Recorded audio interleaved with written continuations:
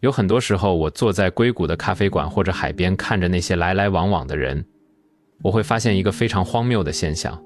现在已经是2026年了，人类的科技发展到了可以在虚拟现实里重建世界，可以用人工智能处理一切复杂运算的地步。但如果我们往人的大脑里看一看，你会发现有超过90%的成年人其实都带着一种非常严重的心理疾病在生活。他们不觉得自己病了，但他们每天都在受苦。我看到过太多这样的人。有些人可能刚刚卖掉了一家公司，账户里躺着几百万、几千万，但你看他的状态，他活得像一个随时会失去一切的难民。他去超市看到稍微贵一点的有机水果，手会下意识地缩回来。他好不容易周末什么都不做，躺在沙发上，脑子里却疯狂涌出一种罪恶感，觉得自己在浪费生命。如果有人走过来真诚地夸奖他一句，他的第一反应绝对不是开心的接受，而是浑身不自在，拼命找理由反驳。这听起来是不是很熟悉？如果你也有过这种感觉，不要觉得这是一种美德。社会喜欢把这包装成节俭或者谦虚，但实际上根本不是。这是一种极其可怕的匮乏感，它就像是一段写死在操作系统底层的错误代码，深深扎根在你的骨子里。如果你经常觉得生活像一场永远打不完的仗，明明没有做太多体力活，却觉得从里到外的累，总觉得自己不配得到那些真正好的东西，那你真的需要停下来好好听听我接下来说的话，因为这可能是你这辈子最重要的一个转折点。我们要谈的是如何真正的富养自己，从而彻底改变你人生的轨迹。我们被周围的世界骗得太久了，现代社会的消费主义用尽一切办法给我们洗脑，告诉你只要买了这个最新款的虚拟设备，只要穿上那套昂贵的衣服，你就是一个有价值的人。但我们都知道那是谎言。你之所以在亲密关系里总是把自己放得很低，拼命讨好别人，你之所以明明赚到了钱，却连好好爱自己都不敢，你之所以一辈子都在潜意识里等父母对你说一句对不起，根本原因在于你心里那个从小被穷养长大的小孩，到现在还在那里发抖。这个问题不解决，你赚再多钱都是徒劳。这种从骨子里透出来的匮乏，不仅会吃掉你的后半生，还会像一种糟糕的习惯一样，毫无保留地复制给你的下一代。所以我们要彻底拆解这个问题，聊聊一个成年人到底该怎么重新把自己养大。这不是什么心灵鸡汤，这是一套非常硬核的自我重塑系统。在我们开始聊具体的做法之前，你得先明白你的脑子里到底发生了什么。仔细看看现在的社会，你会发现这种隐形的匮乏病几乎无处不在，它跟你的银行卡存款没有任何关系。这种根深蒂固的不配得感，其实是一场漫长的童年创伤。我们这一代人很多时候得到的爱都是带着价码的。你肯定听过这样的话，如果你这次能考第一，我就带你去吃大餐。家里赚钱很难，你不要乱花钱，你要懂事一点。你看看谁家那个孩子多让人省心。这些话听起来没什么，但对一个没有判断力的孩子来说，这就是世界运行的底层逻辑。这些话被强行写入了你的潜意识，帮你建立了一个非常扭曲的核心信念，那就是原本的我根本不值得被爱。我如果有需求，我就是在给别人制造麻烦。我想要快乐，就必须拿巨大的痛苦去交换。所以后来你长大了，你看起来是个很体面的成年人，但在你精神的最深处，依然藏着那个渴望被认可、不敢提要求的小孩。这种内在的极度匮乏，把你成年后的行为模式扭曲得不成样子。在钱这个问题上，我们要么变成守财奴，要么变成毫无节制的挥霍者，这其实都是在报复小时候的自己。在人际交往里，你总是习惯性的把自己放在一个很卑微的位置，试图通过不断让步来换取一点点安全感。你特别害怕跟别人起冲突。在情绪上，你习惯了把所有的愤怒和难过都吞进肚子里，觉得表达出来就是不够坚强。个人也许很难察觉这种集体的匮乏，但那些大公司和算法早就看透了。于是他们趁虚而入，用各种各样的广告在你耳边说，你现在这样太糟了，但只要你掏钱买了我们的高端服务，你就能成为人上人。这就导致很多人对富养自己产生了一种致命的误解，大家觉得去高档餐厅吃顿饭，买个奢侈品包就是在爱自己了，这太荒谬了。这就像是你腿骨折了，医生不给你接骨头，反而给你打了一针止痛药，你不疼了，但你的骨头依然是断的。真正的富养是一场自己对自己的重新养育，是你用你现在作为一个成年人所拥有的智慧、资源和力量，回到你记忆最深的地方，把那个一直被忽略、被压抑的小孩抱起来，告诉他，现在安全了，你可以做你自己了，你是完全值得被爱的，不需要任何条件。一个人只有完成了这种心理层面上的脱胎换骨，才能真的从为了活命而挣扎的模式，切换到真正享受生活的模式。好，那我们具体怎么做？其实有几个非常清晰的维度。我们先从最基础的生理层面说起。很多人一提到保养身体，想到的就是去健身房举铁，吃各种昂贵的营养品。但在我看来，真正的富养首先是把你失控的神经系统拉回到平静的状态。我们现代人，尤其是现在这个高度连接的时代，几乎所有人的神经都处在一种长期拉响警报的状态里。手机稍微震动一下，工作群里冒出一个红点，或者脑子里闪过对明天的担忧，你的身体就会疯狂分泌压力激素。你就像一根被拉到极限的橡皮筋，随时都会崩断。怎么解决？最重要也是最被低估的一点，就是睡眠。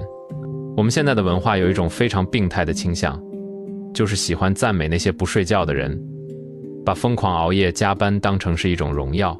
这其实是在透支你最宝贵的生命资产。富养自己的第一步，就是把睡觉看作是不可侵犯的神圣仪式。那些古老的智慧和现代的科学都在说同一件事：睡觉是你大脑清理垃圾的唯一时间。你剥夺自己的睡眠，就是在让你的大脑泡在毒素里。所以，就算天塌下来，你也要捍卫你那几个小时的黑暗与宁静。这绝对不是懒，你是在维护你身体这台全世界最精密的仪器。只有仪器运转正常，它才能承载你后续所有的思考和创造。然后是你吃进去的东西。很多人对自己的身体还不如对一辆车好。车你要加好油，但对待身体，随便塞点工业加工的快餐，一边盯着屏幕一边咽下去，好像吃饭是一件多余的事情。吃东西的富养，不是让你天天去吃那些极其昂贵的稀有食材，而是你要清楚地知道每一口食物是怎么来的，你要感受它进入你身体的状态，你要果断拒绝那些让你的能量忽高忽低的加工垃圾，去吃那些最原本的食物。这其实是对自己的一种尊重。你的身体是你的神殿，你不能什么垃圾都往神殿里扔。还有就是重新感受你的身体。太多成年人其实早就身心分离了，他们整天活在脑子里的焦虑中，根本感觉不到脚踩在地上的感觉，也感觉不到自己呼吸的节奏。你可以去试试深度按摩，去大自然里光脚走路，或者就是极其简单的坐下来做几次深呼吸。当你的呼吸真的沉下去的时候，你的潜意识才会收到一个确切的信号。这个信号就是现在是安全的，你可以卸下防备了。如果连这种最基础的生理安全感都没有，你建立再多的心理防御，在真正的压力面前也会瞬间崩塌。如果你觉得自己经常处在这种紧绷的状态里，不妨在听完之后在评论区留言说出你的感受，我们看看有多少人是一样的。生理基础打好之后，我们得聊聊钱的问题，也就是怎么在金钱上富养自己。注意，我这里不是教你怎么去赚更多的钱，而是聊你怎么去花钱，因为你花钱的状态直接决定了你跟财富的关系。我们首先要戒掉的就是花钱时的羞耻感。绝大多数人在买东西的时候，心里都会有一种非常别扭的负罪感。买了一件好一点的衣服，立刻觉得自己在犯罪。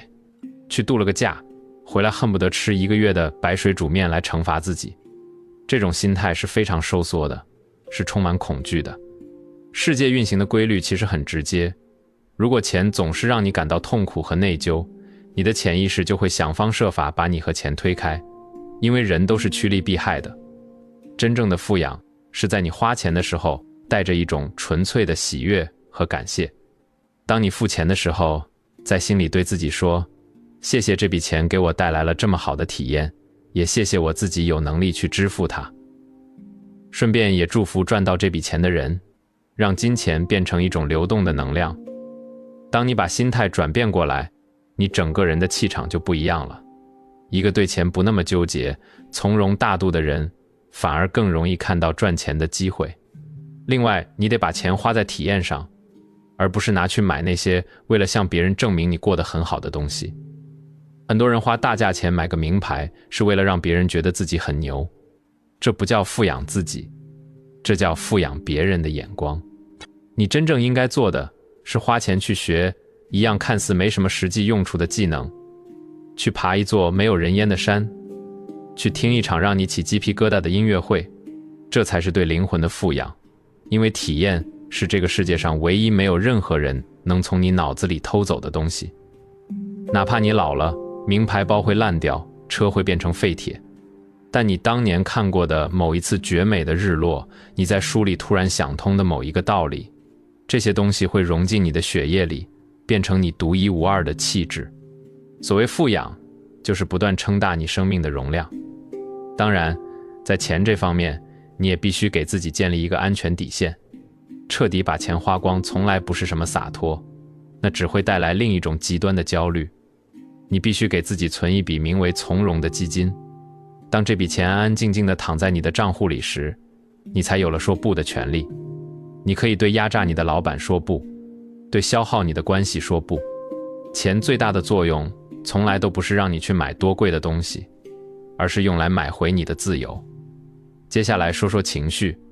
很多人根本不知道，理解和接纳自己的情绪是现在成年人最稀缺的一种能力。我们大多数人在这方面就像个文盲，每天的状态只有两种，要么还行，要么烦透了。而且我们极其抗拒任何一点负面的感觉。我们要做的是允许自己的情绪存在。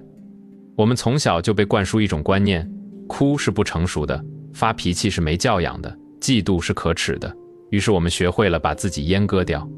但富养自己，意味着你得毫无保留地接纳你心里的每一个念头和每一种感觉。当你觉得难过的时候，别急着把自己骂醒，或者找个什么东西转移注意力，试着静静地看着这种难过，就像看着一个坐在你对面的老朋友。你可以问问他，你到底想提醒我什么？悲伤可能是在告诉你，你失去了一些重要的东西需要去消化。愤怒往往意味着你的底线被人踩了。情绪根本没有绝对的好与坏，它们只是一些提示灯。你得允许自己崩溃，允许自己暂时是个废物。一个敢于痛哭流涕的人，他重新站起来笑的时候，才会有真正的力量。最关键的一点，立刻停止在脑子里疯狂攻击自己，这是我们对自己做过最残忍的事儿。很多人仅仅是因为搞砸了一件极其微小的事情，就在脑子里把自己贬低得一文不值，觉得自己蠢透了，觉得自己这辈子完蛋了。你换个角度想一想，如果是你最好的朋友犯了同样的错误，你会指着他的鼻子这样破口大骂吗？你肯定不会，你大概率会拍拍他的肩膀安慰他。那既然这样，你凭什么对自己这么刻薄？我们似乎早就习惯了自我虐待。真正的富养是你要成为你自己最坚定的盟友。当你把事情弄得一团糟的时候，在心里给自己一个拥抱，告诉自己，这没什么大不了的，这只是一次失误，它不代表你是个糟糕的人。我们看看哪里出了问题，下次改过来就好。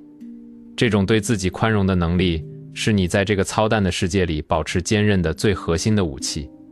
不仅要清理自己的情绪，还要清理身边那些吸食你能量的人。你可以现在就盘点一下你的朋友圈，有没有那种平时装死，一有麻烦就来找你的人？有没有那种一见面就像倒垃圾一样，把所有的抱怨都倾倒在你身上的人？有没有那种总是喜欢在言语上打压你，让你觉得自己不够好的人？哪怕你的生命里只有这么一两个人，也足够把你的生活搞得乌烟瘴气了。富养自己，就必须在人际关系上有一种果断的冷酷。你的时间情感是很贵的，你不能总给别人免费提供情绪价值，甚至还要倒贴自己的心情，把那些消耗你的人踢出你的生活，这是你对自己最大的善良。聊完了情绪，我们往上走一层，聊聊认知的富养。现在这个时代，信息实在太多了，每天有无数的短视频、热点新闻、各种反转剧情在轰炸你。我们的大脑不仅没有得到营养，反而被这些工业化的信息饲料给塞满了。所以我们必须主动切断这些噪音，去进行深度阅读。现在满屏的短视频和无脑爽文，它们就是数字时代的毒品。背后的算法比你还了解你自己，他们不断地刺激你的快感中枢，让你的大脑退化到一个只能接受强烈刺激，根本无法进行深度思考的残废状态。要富养你的大脑，你得做点反人性的事，比如每天雷打不动地给自己留出一段完全碰不到手机的时间，去读那些稍微有点难度的书，去读历史，读哲学，读那些经过时间检验的文学。刚开始读你肯定觉得枯燥，但这些书是人类几千年智慧的结晶。历史能给你一个宏大的视角，让你不在意眼前的烂事；哲学能帮你理清逻辑，让你一眼看透很多事物的本质；文学能让你变得柔软，理解人性的深邃。你把这些高密度的营养吸收进去，以后在遇到生活里那一地鸡毛的时候，你就能随时把自己拔高，像在天上俯视一样去看待眼前的困境。同时，你得把脑子里那种固化的穷人思维换掉。穷人思维总是喜欢给自己下死命令，比如我不行，我没有那个天分，我现在年纪大了，来不及了。而富养出来的思维是永远在生长的。我现在不会，但我总能学会。失败了天也没有塌下来，它只是在告诉我这条路走不通而已。去投资那些不会因为时代变迁而贬值的能力，比如写作能力、演讲能力、逻辑思考的能力，甚至是审美的能力。现在的技术更新太快了，很多职业几年就消失了，但这些底层能力越老越值钱。你的大脑永远是你回报率最高的一笔投资。除此之外，你还要有勇气去建立自己的一套判断标准。社会总是想把你塞进一个固定的模具里，告诉你几岁必须结婚，几岁得买房，年薪不到多少就是个卢瑟。太多人一辈子都在这个仓鼠轮里狂奔，心里苦得要命，也不敢停下来。认知达到最高层次的富养，就是你把定义什么是成功的权利牢牢抓在自己手里。你敢去质疑外面所有人都在追捧的东西，你敢坦然地承认，你们觉得好的生活，我根本不想要。只有当一个人彻底挣脱了社会给他定下的时间表，完全按照自己的步调去活的时候，他的内心才会升起那种真正的平静。第5点，我们谈谈人际关系的极简主义，在孤独和人群中找到平衡。有个上世纪很聪明的心理学家说过，人绝大多数的烦恼都来自跟别人的关系。仔细想想是不是这样？很多人去社交其实只是为了显得自己合群，为了得到别人的认可。有些饭局明明恶心透顶，还要硬着头皮去。别人说个什么观点，明明心里骂了1万遍傻缺，嘴上还要跟着附和。这就是在一点点杀掉真实的自己。在人际关系上富养自己，核心就是划清界限。你要敢于说出那句不，你要敢于让别人不高兴，你要敢于把你最真实甚至有点尖锐的一面展示出来，哪怕这会让你失去一些所谓的社交圈子。真相是很残酷也很痛快的。那些因为你说了真话做了自己就疏远你的人，他们本来就不该出现在你的生命里。而那些看到你所有毛病却依然愿意留下来的人，才是你真正需要去经营的深度关系。这也就意味着你必须学会享受高质量的独处。太多人只要一个人待着就会浑身发毛，因为一安静下来，他们就不得不面对自己内心那个巨大的空洞。但你要知道，一个人能不能安静地和自己待在一起，是他有没有真正成熟的标志。富养自己，就是要学会自己跟自己约会。一个人去逛博物馆，一个人坐在街角喝杯咖啡，在这些只有你自己的时间里，你不需要照顾任何人的脸色，不需要戴任何面具。这种孤独是能给你疯狂充电的。你只有在独处的时候把能量蓄满，走到人群里的时候才会有光芒，放弃去追求那些虚无缥缈的人脉。这是一个极其功利的词。真正的朋友从来都不是用来利用的，而是用来共鸣的。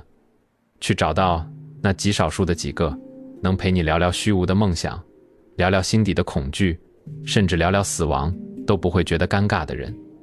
这种灵魂层面碰撞出来的火花，比你参加10000次无聊的酒局都要管用。在这个世界上，哪怕只有一个懂你的人，也足够让你在这个冷冰冰的世界里走下去了。最后，我们聊聊最高维度的富养，那就是灵性上的觉知，去找到一种比你自己的小我更宏大的力量。如果前面说的物质、身体、认知你都做到了，有时候你可能还是会觉得空虚，那是因为你还没有看透生命的本质。在这个层面，你需要学会的终极技巧是臣服。生活本身就是充满了不可控的变数的，你可能会突然失去工作，可能会生病，身边的人可能会离开。我们所有的焦虑根源都在于我们那个可怜的自我试图去控制根本控制不了的东西。灵性上的富养就是你要学会对这个浩瀚无常的宇宙低头。臣服绝对不是认输躺平，臣服是不再死磕那些你改变不了的现实。你要承认这世界上有一套比你个人的努力大得多的运转法则。很多事情真的不是你拼了命就能有结果的。当你不再痛苦的挣扎，试着顺着生命的河流往下走的时候，你会奇迹般的发现，水流自然会把你送到你应该去的地方。这种打从心底里生出来的信任感，是你彻底不再焦虑的唯一解药。另外一点，学会去给予。这听起来有点像在做道德演讲，但这其实是心理学里一个非常硬的逻辑。对付匮乏感最猛烈的药，就是去给别人点什么。当你觉得自己穷得叮当响，什么都没有的时候，你试着去帮别人一个小忙，哪怕只是对路人笑一下。就在你给出去的那个瞬间，你的大脑会立刻捕捉到一个信息：原来我是富足的，所以我才有东西可以给别人。帮助别人，从最本质上来说，是最高维度的帮自己。他把你从那个只盯着自己的1亩3分地的牢笼里拽了出来，让你和这个世界重新连在了一起。最后，也是最难的一点，活在现在这个瞬间。你去扒开你所有的痛苦看看，他们要么是因为你对过去发生的事情耿耿于怀，要么就是你对还没发生的事情怕得要命。没有一个人会在真正关注当下的这1秒钟时感到痛苦。